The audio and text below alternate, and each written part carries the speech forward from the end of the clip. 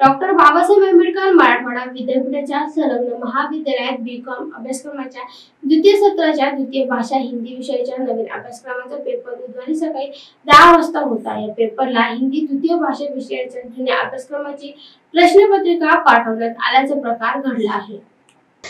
विद्यार्थ्यांनी प्रश्नांची उत्तरे लिहिण्यासाठी सुरुवात केल्यानंतर जुन्या अभ्यासक्रमाची प्रश्नपत्रिका आल्याने स्पष्ट झालं।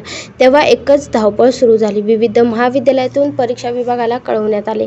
1.5 तासाच्या गोंधळानंतर नव्या अभ्यासक्रमाची प्रश्नपत्रिका केंद्रावर पाठवण्यात आली। त्यानंतर पेपर सुरळीत झाल्याची माहिती देण्यात आली।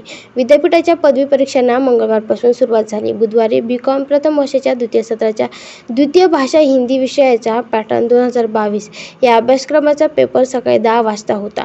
विद्यापीठाच्या परीक्षा विभागाने जुन्या अभ्यासक्रमाची म्हणजेच पॅटर्न 2018 कोड क्रमांक 0216 ही प्रश्नपत्रिका परीक्षा केंद्रावर पाठवली। त्याच प्रश्नपत्रिकेवर पॅटर्न 2022 असेही लिहिण्यात आले होते।